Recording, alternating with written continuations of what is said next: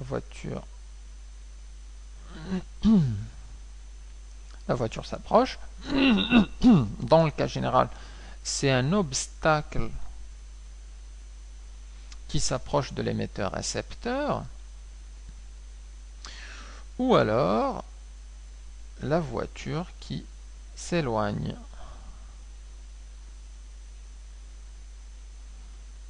Ou, dans le cas général, l'obstacle qui s'éloigne de l'émetteur-récepteur. Et dans ce cas-là, alors on a des formules.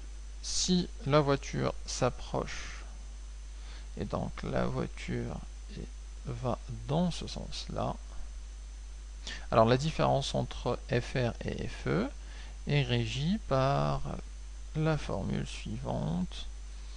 On a FR, la fréquence reçue, c'est égal à la fréquence émise E, facteur 2, 1 plus 2 fois la vitesse dans le cas général de l'obstacle, dans ce cas-là, c'est la voiture, divisé par la vitesse de l'onde, c'est-à-dire la vitesse de l'onde sonore, V100.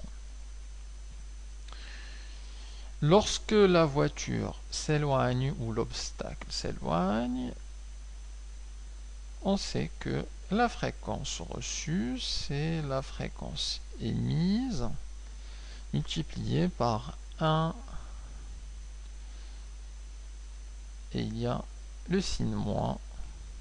C'est quasiment la même formule, mais avec un signe moins. Donc V obstacle divisé par V 100. Sachant que la vitesse du son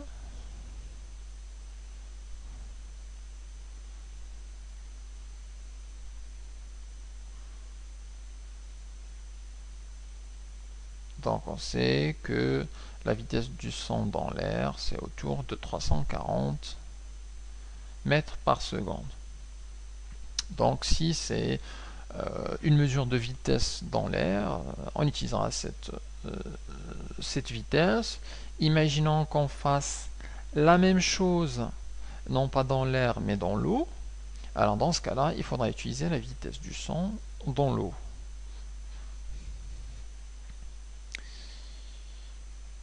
Ainsi,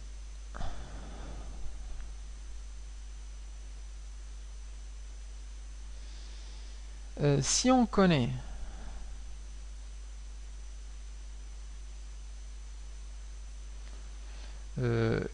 la fréquence émise FE, la fréquence reçue FR, mais en plus le sens du déplacement,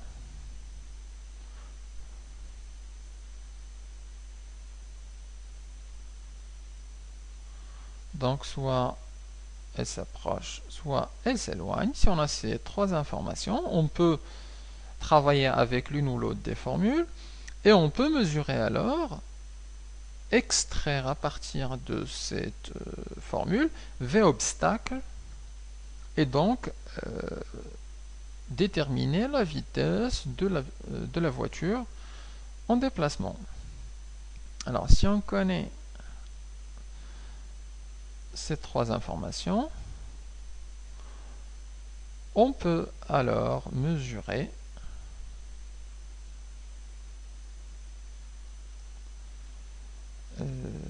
ou alors calculer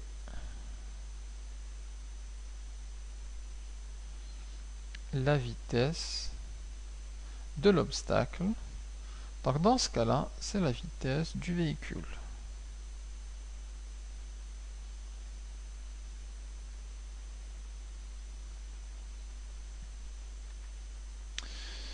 Une petite remarque.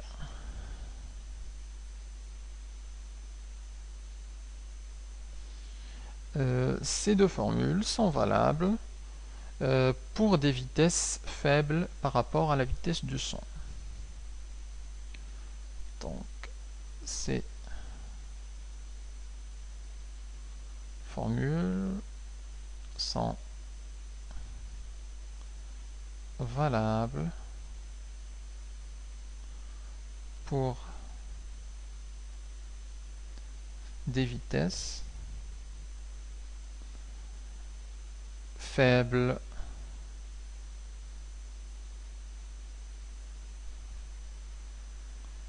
par rapport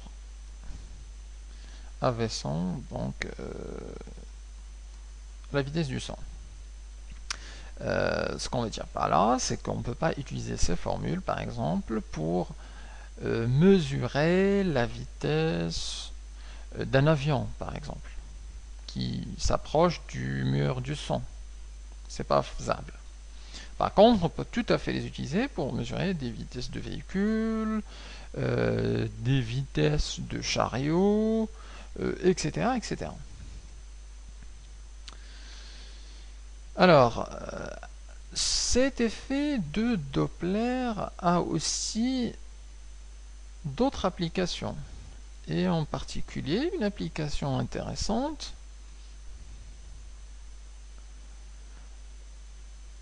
donc application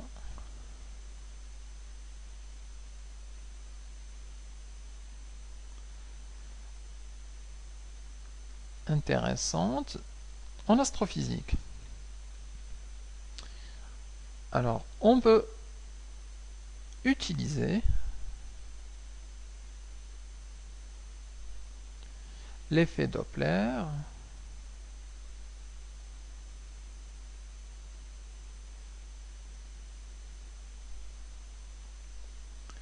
en astrophysique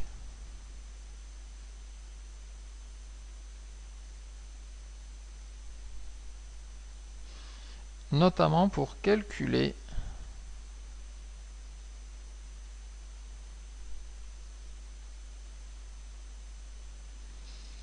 la vitesse de rotation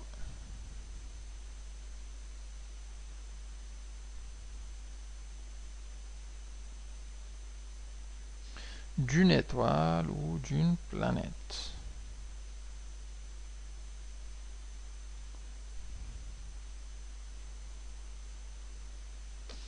D'une planète, d'une étoile, voire dans certains exercices, de galaxies. Comment ça? Eh bien, en étudiant son spectre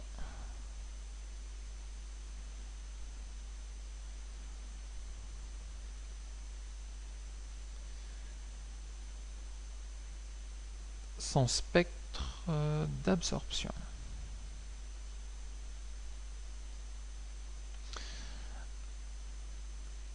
Donc, alors, on peut utiliser pour calculer une vitesse de rotation en étudiant le spectre d'absorption. Et dans ce cas-là, bien évidemment, on raisonne sur l'effet Doppler sur des ondes électromagnétiques. Donc, ça peut être des ondes visibles ou des ondes invisibles au-delà des 400 et 800 nanomètres. On utilise le spectre d'absorption et on peut raisonner sur le calcul de la vitesse de rotation. La vitesse de rotation, on la reconnaît, elle est dans les formules, donc on peut les utiliser pour calculer ça. Alors, on peut aussi raisonner sur le déplacement par rapport à la Terre.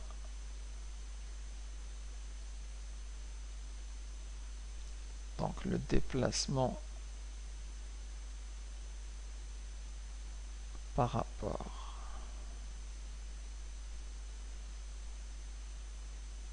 à la Terre, notamment, par exemple, lorsqu'une étoile ou une galaxie s'éloigne de la Terre. Alors, lorsqu'une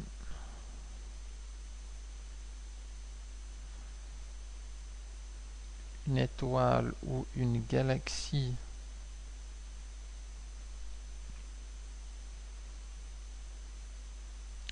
s'éloigne de la Terre, il se passe un décalage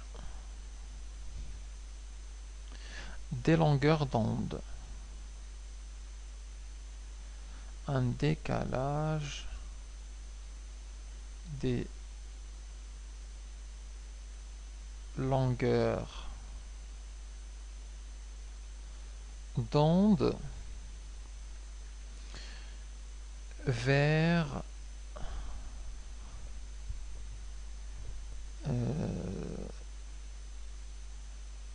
les valeurs plus grandes.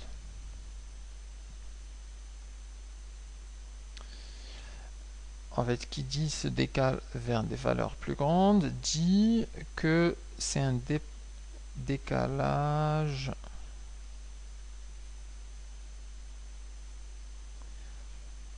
vers le rouge. Alors, simplement pour comprendre ce qui se passe, pour raisonner sur en astrophysique, en fait, on utilise des spectres de lambda, où on a, alors ici en particulier, on a un exemple du spectre d'absorption de Saturne, et on a ici les différentes longueurs d'onde, et on constate en fait un décalage des longueurs d'onde. Alors en particulier ici par exemple, on voit que cette longueur d'onde là, elle est décalée. Par là, elle est décalée en haut, elle est décalée vers la gauche. Là, on est à 400. Donc, elle est décalée en fait vers les violets. Par contre, de ce côté-là, on a un décalage vers les longueurs d'onde grandes, donc vers le rouge. Et donc, on peut dire là qu'à cet endroit-là, ça correspond à un point de l'étoile ou un point de la galaxie qui s'éloigne de la Terre, puisque là, il se décale vers la droite, vers les rouges. Là, ici, l'axe des lambda est orienté dans ce sens-là. Ce qui veut dire qu'on a de ce côté-là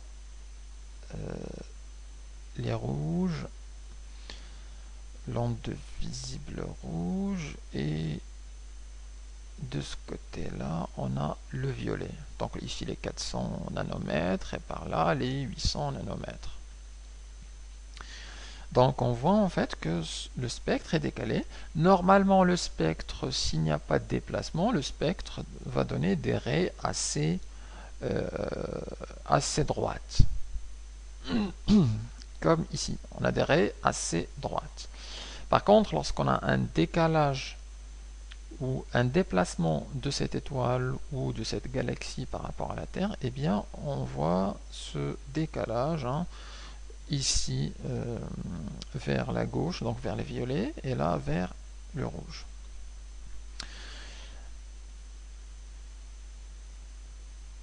Donc, je disais, lorsqu'une étoile s'éloigne de la Terre, alors on a un décalage vers les valeurs plus grandes, donc c'est un décalage vers le rouge. Et dans l'autre cas, lorsqu'elle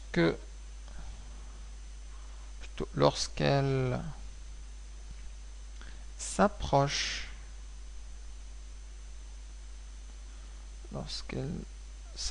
donc les étoiles et les galaxies s'approchent de la Terre, alors on assiste à un décalage vers les petites valeurs, décalage vers les petites valeurs, donc décalage des lambda, et c'est un décalage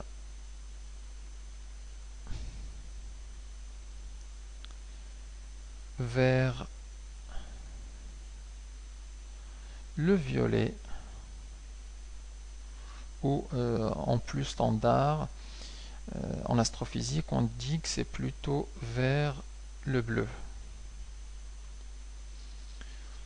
Ce qui est un peu la même chose, puisque dans le spectre de lumière, on a ici le violet, et à côté du violet, il y a le bleu. Donc, vers les petites valeurs, on dit c'est un décalage vers le violet ou vers le bleu. Ce qui veut dire que cette galaxie, eh bien, elle s'approche de la Terre, alors que lorsqu'elle s'éloigne, on a un décalage vers le rouge, comme on l'a vu ici pour ce point-là de Saturne. Alors, on verra en détail, en particulier un exercice sur l'astrophysique, un exercice où on parlera de calcul de vitesse d'une planète pour bien éclaircir tout ça. Voilà donc pour ce petit résumé des propriétés des ondes.